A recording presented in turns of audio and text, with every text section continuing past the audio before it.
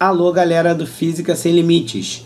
O tema de aula de hoje é radiações alfa, beta e gama, tema de extrema relevância, tá? Uma vez que diagnóstico de doença, tratamento de doença, né, datação de determinados materiais, né, com carbono 14 no caso de fósseis, marcação de insetos com radioisótopos, para saber se é predador, qual é acabar com determinadas pragas, né? Nós temos também, por exemplo, esterilização de alimentos por irradiação, né? Você tem as carnes e as frutas podendo serem conservadas por mais tempo, né?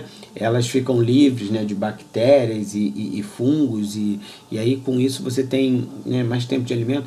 Bom, gente, a utilização hoje em dia das radiações é muito grande, o estudo sobre isso é vasto, vale a pena a gente saber um pouquinho mais sobre esse assunto. Então, para começar, vamos primeiro definir o que vem a ser radiação, no caso aí, radiação nuclear, né? Então, quando você tem um núcleo, né, instável, né? E o que é um núcleo instável? É quando você tem esse núcleo com um número atômico muito alto. No caso aí, o número atômico, para ser considerado alto, ele tem que ser com valor maior do que 82. Para as pessoas lembrarem, para todo mundo lembrar aí o que é o número atômico, você tem aqui o átomo, né? A representação aqui do átomo, e aí aqui em cima você tem o número de massa, certo? O número de massa é o número de prótons mais o número de nêutrons, e o número atômico é exatamente o número de prótons desse núcleo, tá? É bom guardar isso aqui, porque isso vai facilitar o nosso entendimento. Então, quando você tem aí o núcleo estável, ele faz o quê? Ele irradia para poder se tornar estável. Na hora que ele se torna estável, a radiação para. O nome desse processo é decaimento. Então, houve um decaimento do núcleo de um determinado elemento, tá bom? Vamos lá. Vamos continuar aqui, seguiu. Chegamos, um breve histórico, tá? Vamos falar aqui de Roentgen, o William Roentgen, que foi o cara que descobriu o raio-x, tá? Ele começou a perceber raios invisíveis, né, nos seus experimentos que manchavam a chapa fotográfica que ele utilizava. Então, e aí ele percebeu que isso teria grande utilidade dentro da medicina, né, e realmente foi. Tá? Logo depois, Antoine Becquerel, que começou a fazer estudos com sais de urânio, percebeu que o urânio também emitia radiação, e aí, inclusive os raios, né, levaram o seu nome, radiação Becquerel, tá, na época.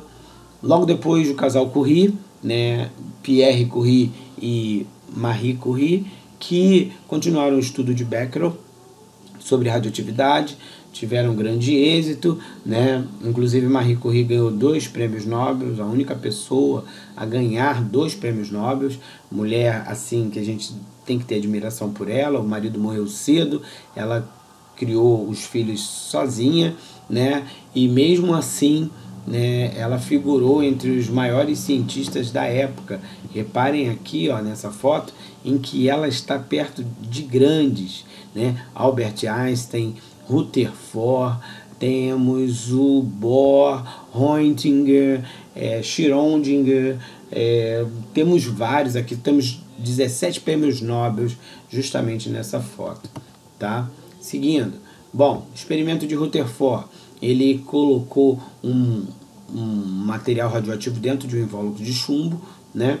Percebeu que havia um deslocamento de partículas, né, quando submetidas aqui a placas carregadas eletricamente, um deslocamento para cima de umas partículas, para baixo de outras, e outras não sofriam ação nenhuma dessas placas, né? Ficou assim, né, na época, o que está acontecendo, o que é isso e tal. Nós tivemos um outro cientista que foi muito importante na determinação das partículas beta, que foi o Dirac, né? E aí, né, nós chegamos ao entendimento do seguinte, que as partículas que desciam eram as partículas alfa, né? Partículas compostas de 2 prótons e 2 nêutrons, né? Então era uma partícula positiva. Então naquele esquema ela descia porque ela era atraída pelas placas negativas. Próton é positivo, atraído por placa negativa. Beleza. Como é que acontece o surgimento das partículas alfa? Vou mostrar aqui por esse decaimento do urânio. O urânio se transforma em tório. Repare que a massa atômica é 265, aqui passa a ser 231, então quer dizer que 4 foram embora. 90 de número atômico, aí o tório com 92 de número atômico, o urânio, 90 o tório, então quer dizer 2 de número atômico foi embora. Então repare que a partícula alfa, 4 de massa, 2 de número atômico. Isso aqui é característico, né? Eu coloquei aqui embaixo SOD. Por que SOD? Porque a primeira lei, né, da radioatividade, né, justamente determinada por Frederick Soddy, diz que para ser partícula alfa, você tem que ter a partícula com 4 de número de massa e 2 de número atômico. Ok? É justamente o núcleo do hélio. Perceberam isso na época. Carga positiva. Ela tem uma velocidade baixa de aproximadamente 30 mil km por segundo. Parece alta, mas para uma partícula é baixa. Tá ok? Vamos seguir. Partícula beta é uma partícula negativa e naquele esqueminha do Rutherford ela sobe, né? Porque ela é atraída pela placa positiva. Ela é um elétron. Tá? Então, por conta disso, a massa dela é mínima, velocidade alta de 290 mil km por segundo. Ela tem um poder de penetração por 100 vezes maior do que a partícula alfa, né? Aqui são os lugares que ela consegue são assim, os materiais que conseguem conter, né? Então, se você tiver uma chapa a partir de 2 milímetros, ela já não passa. Uma chapa de chumbo, né? Uma chapa de alumínio de 2 centímetros, ela já não passa, tá? Ela pode causar queimadura na pele, né? Então isso é um problema, né, das partículas beta. Uma curiosidade sobre as partículas beta é que você tem um átomo chamado de promécio, né, de número atômico 61, e ele é muito utilizado, ele é normalmente visto em estado sólido, né? E ele é utilizado para medidor de espessura, né? Ele é utilizado em metrologia de precisão, então ele consegue medir a espessura de determinados materiais assim, com muita precisão. Mostradores de relógio, então ele é utilizado para essas coisas. Por exemplo, na indústria aeroespacial, ele é utilizado para a fabricação de microbaterias de longa duração. Então, as partículas beta, elas têm uma utilização bem interessante hoje em dia, como eu já falei no início do vídeo, né? Beleza, então. Só para mostrar aqui, então, o carbono 14, que é utilizado para datação, né, de materiais, ele sofrendo decaimento para o nitrogênio. Repara o seguinte, a massa permaneceu a mesma, porém, o número atômico aumentou. Por quê? Porque o nêutron do núcleo, né, da partícula que está sendo irradiada aqui, ó, o nêutron, ele se transforma num próton e num elétron. O elétron é a partícula beta e o próton fica no núcleo. Então, por isso que há um aumento aqui do número atômico do elemento. Ok? Vamos lá. Beleza, raios gama. Raios gama não é partícula, é onda eletromagnética, tá? É aquele raio lá na experiência de Rutherford que passa lotado, que passa direto. Não é afetada por campos elétricos e magnéticos. A velocidade dele é igual à da luz, porque ele é uma onda eletromagnética.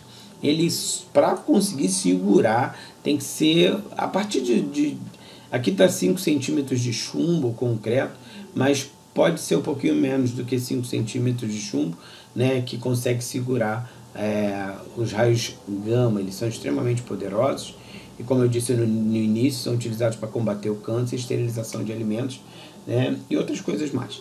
Tá ok? Beleza. Seguindo.